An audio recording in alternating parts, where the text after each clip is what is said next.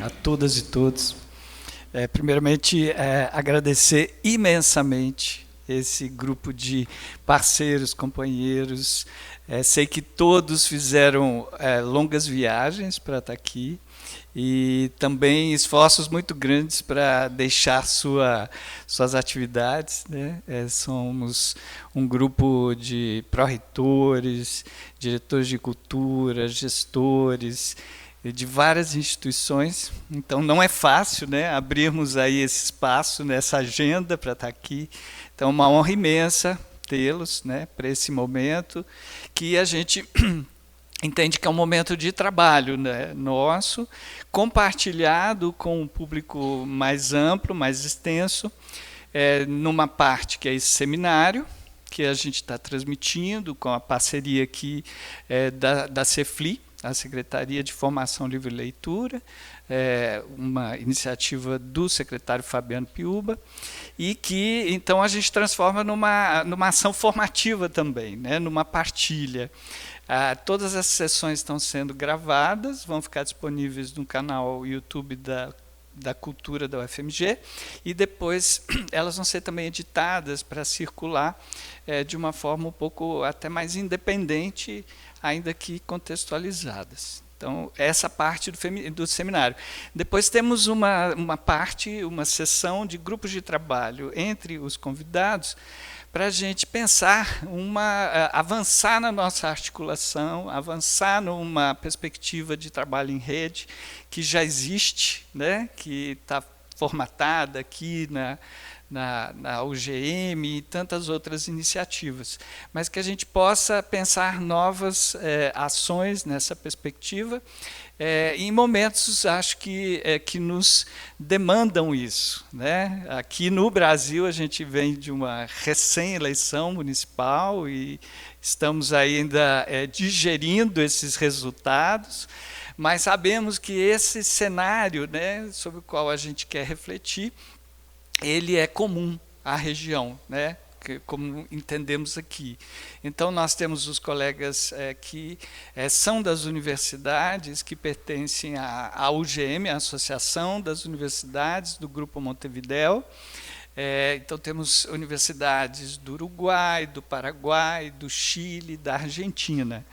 E a ideia é que possamos pensar em perspectiva também dessa região, né? Subcontinente, América do Sul, numa rede de universidades públicas, né? Qual que é a nossa missão, qual que é a nossa tarefa nesse momento para pensarmos esses temas que são urgentes, emergentes, né, no nosso cenário, e como nós podemos nos organizar melhor para trabalhar na área cultural, no campo da cultura, dentro das nossas instituições, na discussão, na proposição, numa ação mais efetiva em relação a essas temáticas.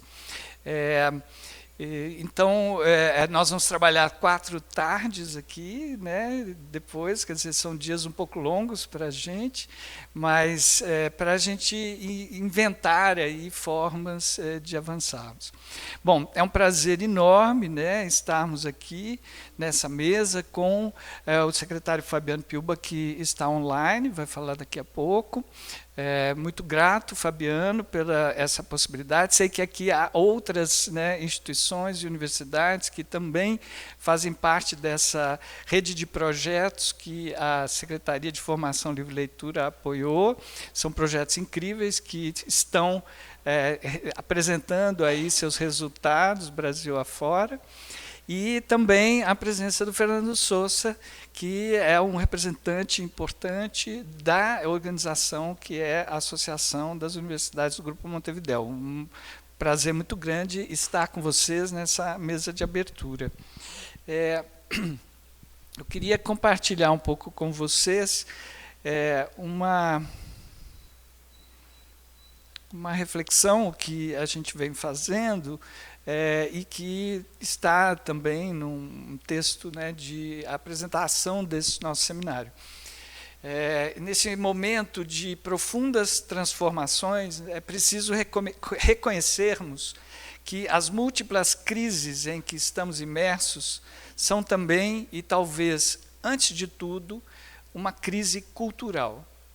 As respostas que damos ou que não damos a essa crise profunda se constroem em torno de valores, modos de viver e pensar, tecidos no campo da cultura.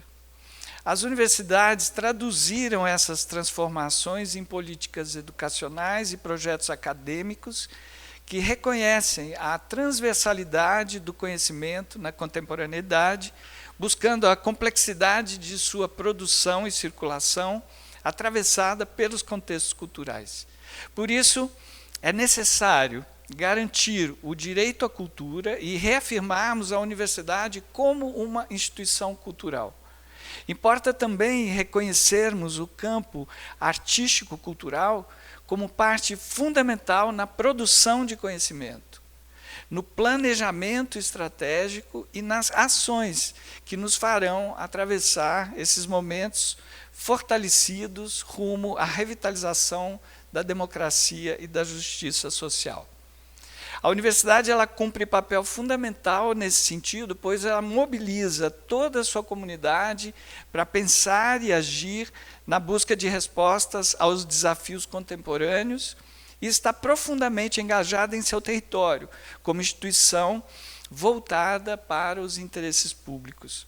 Aberta à diversidade de sujeitos e saberes, a universidade pública renova seu compromisso com a inclusão social e a abertura epistemológica. Os campos da cultura, ou das culturas e das artes, em suas singularidades, são parte importante desse movimento de abertura. Através de diversos sujeitos de saberes e conhecimentos no campo das artes e culturas, a universidade encaminha outras possibilidades para a compreensão de nossos impasses e para apontar outros modos de ver e de viver o mundo. São as ações artísticas e culturais que consideramos disruptivas o suficiente para contribuir com o movimento de retomada da democracia e, diria nesse momento, ainda de retomada e de fortalecimento. O recorte que essas ações promovem no espaço-tempo da vida viabilizam experiências sensíveis que promovem, como nos diz Jacques Rancière, a partilha do mundo comum.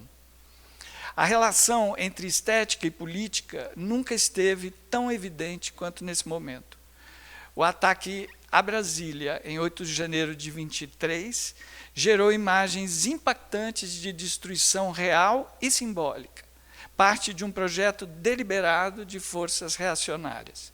Obras de arte, performances e manifestações tradicionais foram, nos últimos anos, e continuam sendo alvo de ataques que tomam formas variadas, sempre em torno de uma pauta que projeta para o nosso país um contorno extremamente conservador, marcado por traços autoritários e que reconhece o campo estético como campo de disputa. Portanto, é urgente que o campo cultural também seja espaço-tempo para pensarmos sobre o Brasil de hoje e sobre o continente sul-americano de hoje, em sua enorme complexidade, em seus paradoxos, limites, contradições e potencialidades, o que nos impõe a articular reflexões sobre os movimentos de neocolonização, neodependência, neoconservadorismo e autoritarismo que disputam um projeto de país, ou de países, eu diria, porque hoje a gente já consegue, infelizmente, pensar nesse plural.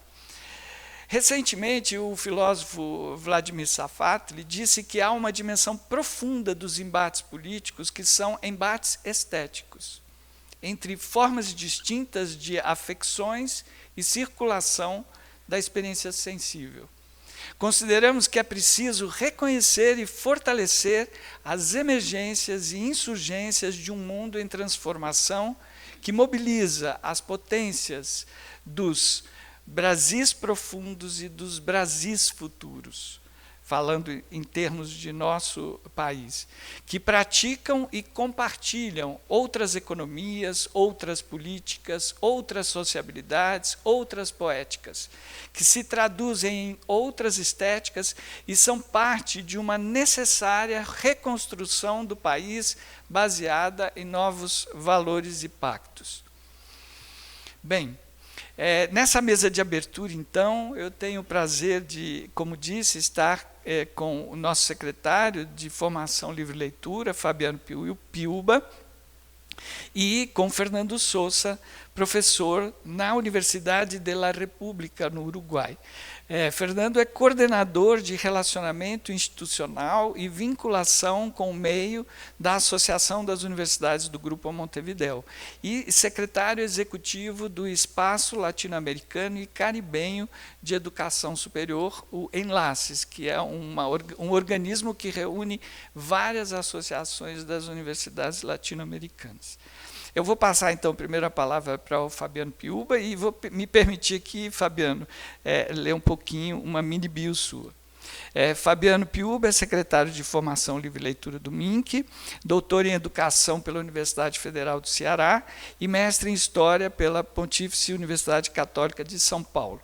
Professor, escritor, historiador e gestor cultural, Fabiano Piuba foi secretário de Cultura do Estado do Ceará de 2016 a 2022, presidente do Fórum Nacional de Secretários e Dirigentes Estaduais de Cultura entre 2017 e 2018 e presidente do Fórum de Secretários e Dirigentes Estaduais de Cultura do Nordeste entre 2021 e 2022, sendo coordenador da Câmara de Cultura do Consórcio Nordeste.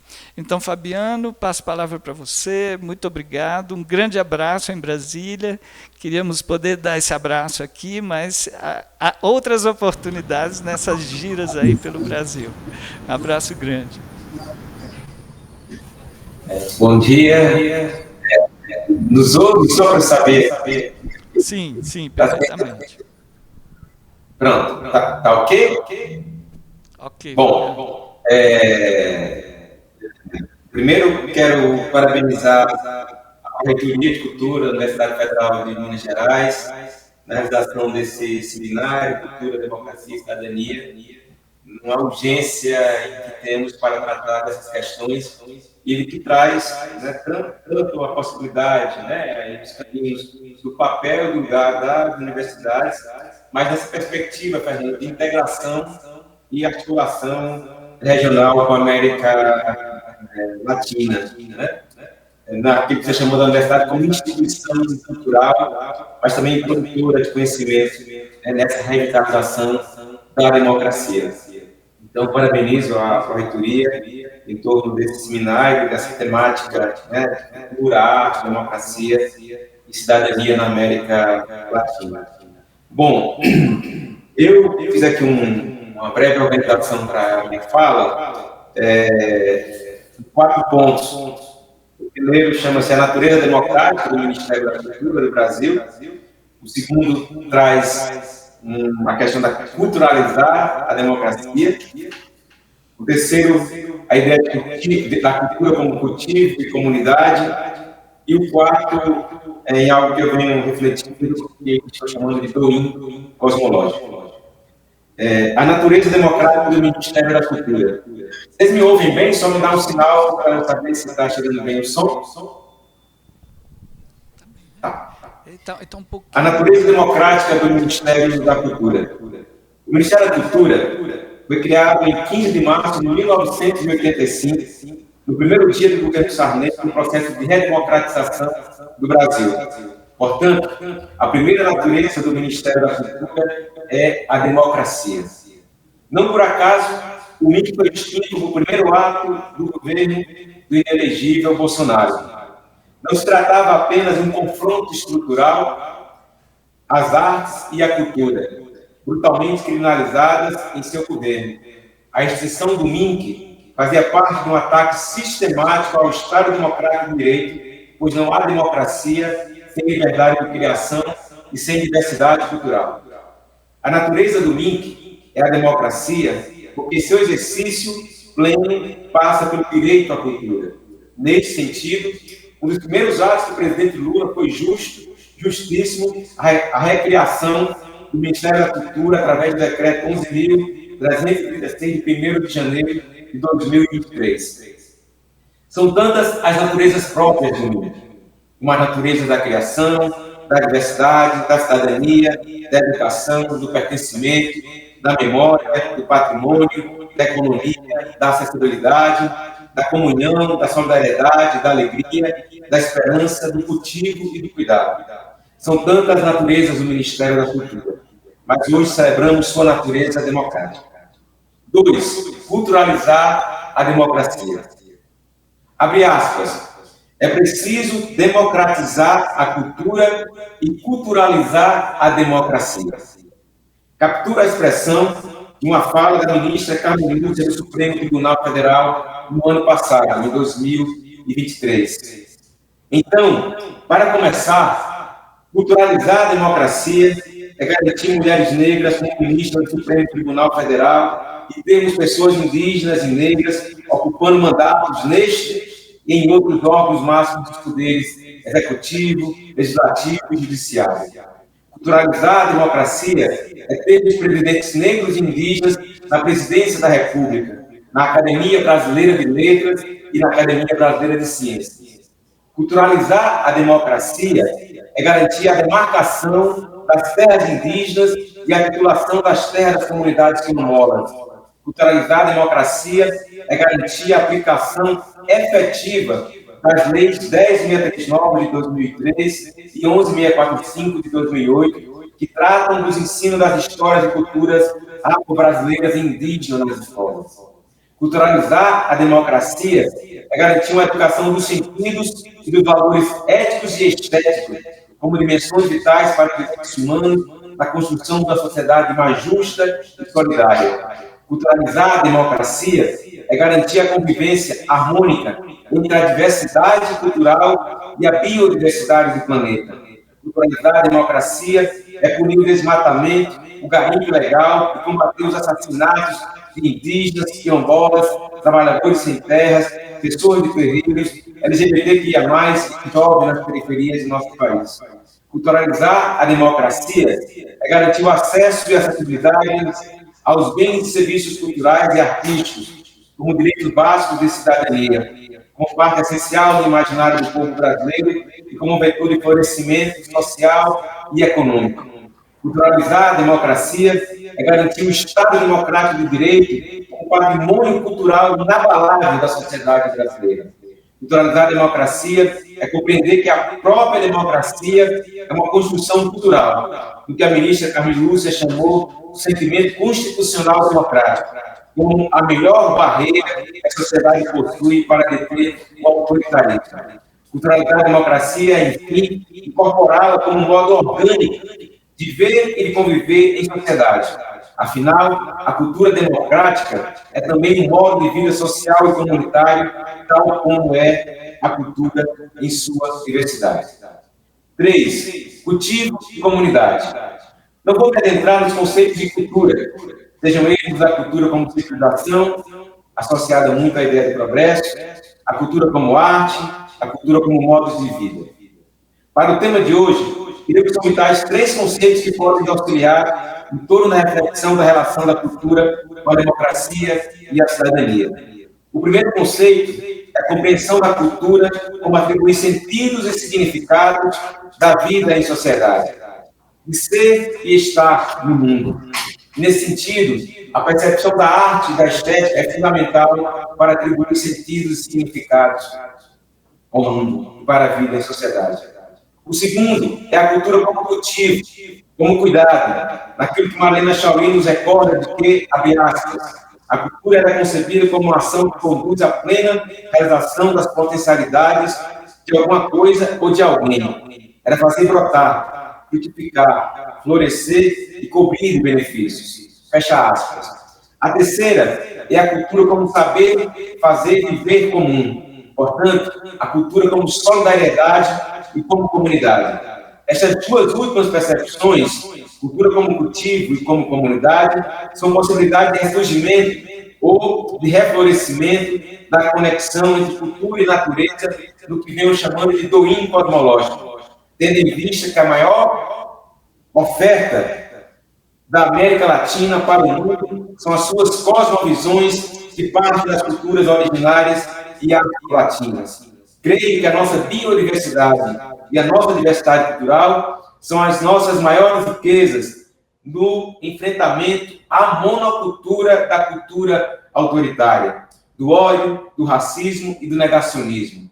Pois é esta monocultura que está destruindo a nossa diversidade cultural e a biodiversidade. Portanto, o combate, o enfrentamento a essa monocultura da cultura autoritária é o fortalecimento da nossa democracia. Por fim, doim cosmológico. E por aqui vou finalizando. Gilberto Gil, em seu discurso de posse como ministro da Cultura em 2003, nos presenteou com o conceito de doim antropológico. Doim antropológico. Ele falava que toda política cultural deve expressar aspectos essenciais da cultura do povo e que precisamos fazer uma espécie de doim antropológico, massageando pontos vitais, mas momentaneamente desprezados ou adormecidos do corpo cultural do país. Enfim, como nos lembra Gil, para avivar o velho e atiçar o novo.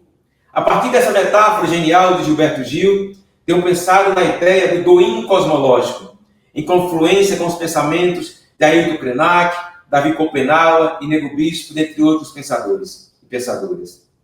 Pensamentos que rompem com a noção de monocultura da cultura, germinando uma policultura da cultura. Monocultura, sabemos, é latifúndio, violência e devastação. A monocultura da cultura é o pensamento único baseado no patrimônio cultural do Ocidente colonizador e devastador. Já a policultura da cultura tem o sentido das roças indígenas e quilombolas, como nos lembra Nego Bispo, cultivando várias espécies, como é próprio da diversidade cultural e das cosmovisões de mundo. Nessa vereda, se o conceito de doim antropológico é uma espécie de pontos vitais da sociedade a partir da reativação da cultura, o doim cosmológico seria uma espécie de pontos vitais de percepções de mundo para a reativação do espírito em conexão com a cultura e a natureza como bens comuns. O doim cosmológico conflui com um pensamento de harmonia e de cura entre cultura e natureza, compreendendo as cosmovisões e percepções que as religam como elementos que compõem o mesmo corpo e ambiente. Juntas, podem qualificar as políticas culturais e ambientais em conexão com a educação, massageando os pontos vitais de nossos espíritos e da nossa natureza humana, promovendo a biointeração e o desenvolvimento sustentável. Pensar o doim cosmológico é sonhar biomas culturais, com os saberes ancestrais da cultura e com as heranças regenerativas da natureza. Memória e futuro na mesma visão de mundo, pois, se a cultura cura, a natureza natura, cultivando a diversidade cultural e deixando florescer a vida da Mãe Terra com todos os seus seres e espécies, incluindo a memória dos que já partiram e a utopia dos que ainda vão nascer. Pois as flechas e tambores do doim cosmológicos estão apontadas para um futuro ancestral para avivar a natureza e atiçar a cultura. Na minha percepção, essas são as maiores riquezas da América Latina e do Brasil para o enfrentamento ao autoritarismo, que são as suas cosmovisões. Muito obrigado.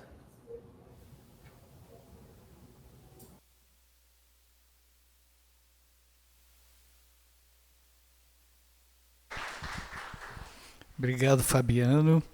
É um prazer te ouvir, né, e entender essa agenda que você traz, tão importante, à frente aí da Secretaria, e sei que ela é compartilhada pelo Ministério em suas várias instâncias. Então, é um prazer enorme tê-lo aí nessa condução da CEFLI. Obrigado. Eu vou passar a palavra, então, para o Fernando Sousa. Fernando, fica à vontade. Está sem som?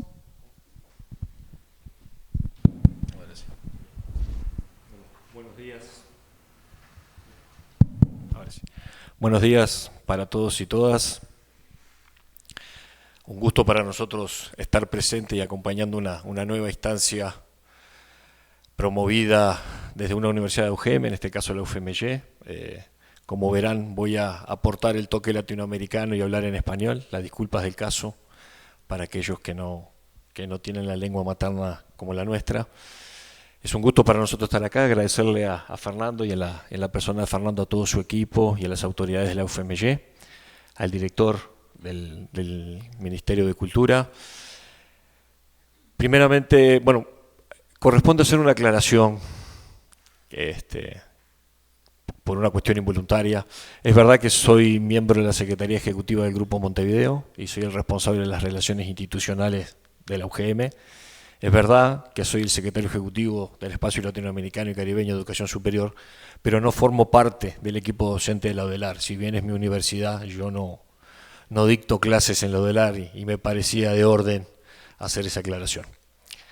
Lo primero es presentar a la UGM, muy sucintamente. La UGM es una red de universidades públicas que cuenta hoy con 46 universidades de Argentina, Brasil, Bolivia, Chile, Paraguay y Uruguay.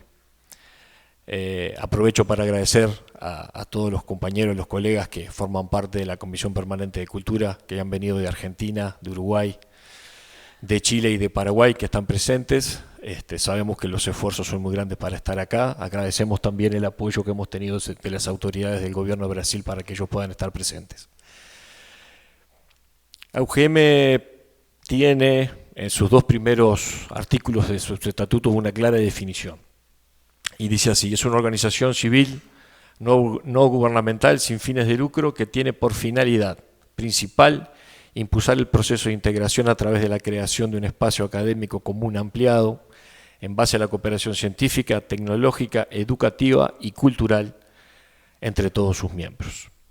Los principales objetivos son la defensa de la educación pública, la formación de una masa crítica de recursos humanos de alto nivel, aprovechando las ventajas comparativas que ofrecen las capacidades instaladas de la región, la investigación científica y tecnológica, incluidos los procesos de innovación, adaptación y transferencia tecnológica en áreas estratégicas, la educación continua en favor del desarrollo integral de las poblaciones de la región, las estructuras de gestión, las de las universidades que integran la asociación y la interacción de sus miembros con la sociedad en su conjunto, difundiendo los avances del conocimiento que propenderán a su modernización.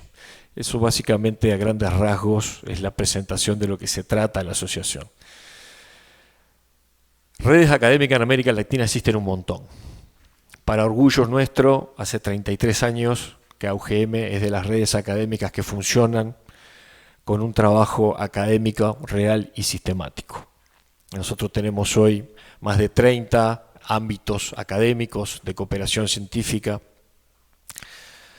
algunos de ellos denominados comités académicos que tratan de temas que son relevantes para la región, otros que profundizan en la cuestión disciplinar. Y tenemos 4 comisiones permanentes que tratan 3 de ellas de las funciones sustantivas, la formación, la investigación y la extensión, y una de ellas que es la Comisión Permanente de Producción Artística y Cultural, de la cual varios de los que están aquí forman parte y hacen a su coordinación. Esto demuestra la importancia, la prioridad y la sensibilidad que la UGM ve en la cultura y en este caso en la producción artística y cultural como parte de ese proceso de integración regional sin el cual no se podría llevar a cabo. A UGM me parece importante, le decía Fernando, comentar algunas cuestiones que hacen al trabajo más reciente de la asociación. Lo primero es, habiendo universidades que no son miembros del Grupo Montevideo presentes en sala, dar a conocer un acuerdo, varios acuerdos que fueron firmados a partir de junio del año pasado, buscando ampliar el radio de influencia de la asociación y buscando incorporar universidades siempre públicas y estatales que no forman parte de la asociación. En ese caso se firmó un acuerdo institucional con Andifes, en el caso de Brasil, con el SIN, en el caso de la Argentina, con la Asociación de Universidades Públicas del Paraguay y con el Consorcio de Universidades Estatales de Chile. Esto tiene un significado importante para nosotros porque permite a aquellas universidades que por uno u otro motivo no son miembros de la UGM, en el caso de Brasil hay 19 universidades que forman parte, 16 de ellas federales, 3 de ellas estaduales, que son las del estado de São Paulo, pero permite a todo el resto del sistema universitario público, en este caso de Brasil, de trabajar en conjunto con la UGM y de aprovechar las potencialidades que ofrece la asociación. Lo mismo con el resto de los sistemas universitarios públicos de las universidades donde nosotros tenemos asiento. Otro tema que me parece que, dada uno de los objetivos que se trata este seminario y sobre todo los grupos de trabajo que estarán en funcionamiento por la tarde, es contarles que UGM desde marzo de este año ha logrado avanzar en una asociación, en una parcería, como dicen en portugués, con el gobierno federal de Brasil, particularmente con CAPES, con el cual establecimos un acuerdo de cooperación para la formación de doctores y postdoctores, cuyo primer edital ya ha finalizado, que tiene previsto financiar 15 proyectos por año y que, para nuestra sorpresa y para nuestra alegría, tuvo nada más y nada menos que la cantidad de 218 proyectos presentados. Para nosotros es una alegría y creo que es una demostración que cuando se dice que en América Latina solo miramos al norte, a veces miramos al sur también. Lo que falta son líneas de financiamiento orientadas hacia el sur. Capacidad, potencial e interés, a la vista está, parece que sobra. Venimos caminando en ese sentido, estamos trabajando también con el Ministerio de Ciencia y Tecnología de Brasil, tratando de generar un acuerdo más o menos por el estilo con CNPq, buscando también recursos en un momento muy difícil para la región, para las universidades públicas en particular. El centro del debate o la temática elegida por los colegas de UFMG pone el centro en la discusión en donde estamos. Aprovecho desde aquí a mandar un saludo solidario a las universidades públicas de Argentina, que están en un momento muy complicado, un momento que las universidades brasileñas conocen de cerca, no hasta hace mucho tiempo sufrían lo mismo, y que bueno, demuestra que evidentemente la universidad, y en particular la universidad pública, es un escollo para aquellos que no creen en la democracia, no creen en el pensamiento crítico, no creen que la ciencia puede llegar a ser la salida para el bienestar de nuestros pueblos. Entonces, para nosotros, nuevamente, agradecerle la oportunidad a las autoridades del gobierno de Brasil, a la UFMG, por generar una instancia de este tenor. Para nosotros es muy importante poder contar con la presencia de varias de nuestras universidades aquí. Y bueno, y estamos a las órdenes para trabajar con ustedes, sobre todo en la parte de la tarde, buscando sinergia, buscando alternativas que nos permitan llevar adelante esto que es la finalidad del grupo, que es la formación de un espacio académico común ampliado, orientado a la integración regional, como una de las variantes para el mejoramiento de la vida de nuestra gente. Muchísimas gracias. Obrigado, Fernando. O nosso secretário já teve que partir para uma nova agenda e a gente cumpre aqui, eu acho, essa nossa mesa de abertura mesmo, esse início. E agradeço muitíssimo, então, ao Fernando, que vai estar conosco esses dias. Agradeço muito o apoio e parceria da Secretaria de Formação, Livre e Leitura, na figura do professor, do nosso secretário, Fabiano Piuba, mas também de toda a sua equipe. E em alguns minutos a gente começa a próxima sessão.